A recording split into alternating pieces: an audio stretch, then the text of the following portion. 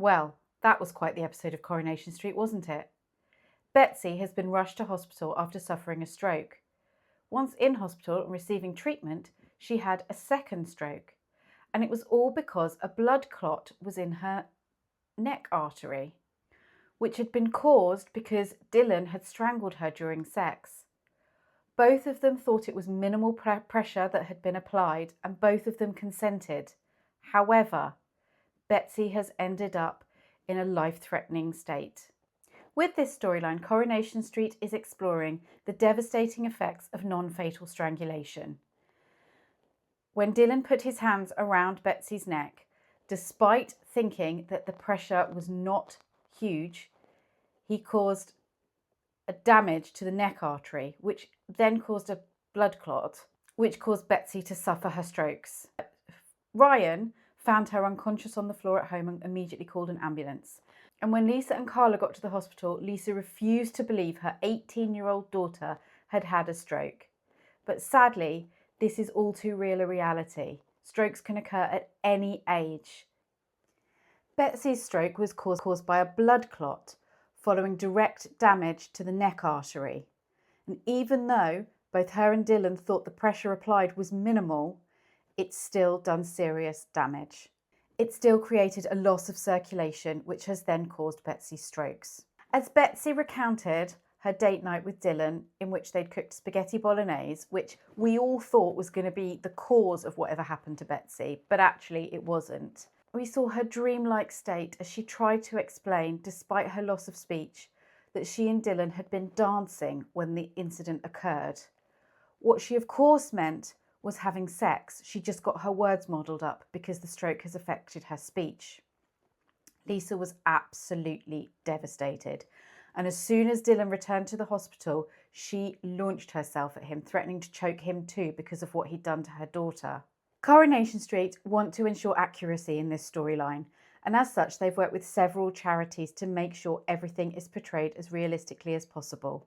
The Stroke Association, the Institute for Addressing Strangulation, and Safeline. It comes after a study recently revealed that out of 4,100 young adults between the ages of 16 and 24, 55% of them said they had experienced strangulation during sex. Professor Kath White, Medical Director at the Institute for Addressing Strangulation, has said, "We are grateful to Coronation Street for approaching this storyline with such care and a commitment to medical accuracy. Non-fatal strangulation can result in life-changing injuries, including stroke, even when there are no visible external signs. There is no safe way to strangle. We hope this storyline helps increase understanding of the risks, challenges, common misconceptions, and encourages anyone affected to seek advice and support." Meanwhile, the Stroke Association has commended Coronation Street for taking on this important storyline. What we have coming next are some heartbreaking and amazing performances. Sydney Martin, who plays Betsy, has absolutely smashed it already tonight. Her mannerisms, her attempts at speaking, her frustration and her vulnerability, all projected through the screen. And we felt everything that Lisa and Carla were feeling. Sad, angry, upset, frustrated, devastated.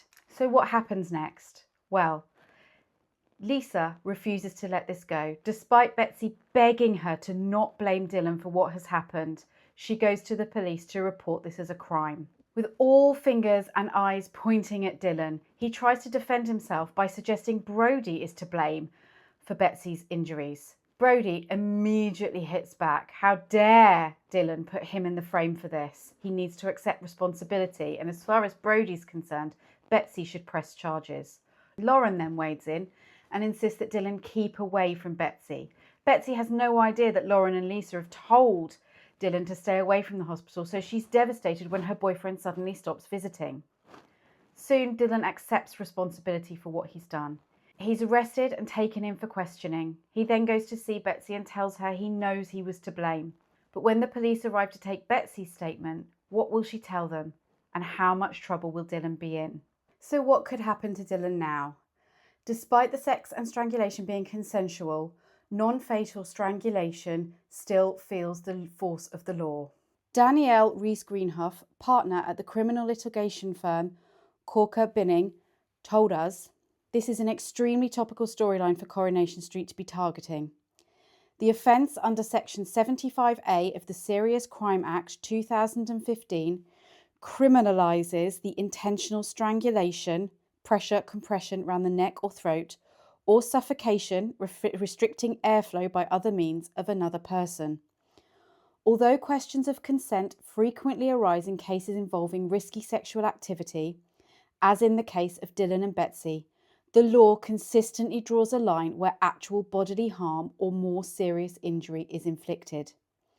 Even though both parties believe the pressure to be minimal, its intentional application combined with that act's ability to impede breathing and the significant harm caused would be sufficient to fall foul of this offence." So it might not be looking good for Dylan as the police continue their investigations. Betsy's recovery process is set to be long. Her dreams of studying at Fashion College in London are at the very least on hold.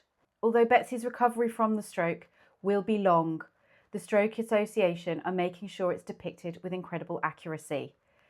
From Betsy refinding her identity and her independence, to how the family and the wider community deal with such devastating events, Coronation Street are making sure that everything is represented true to life.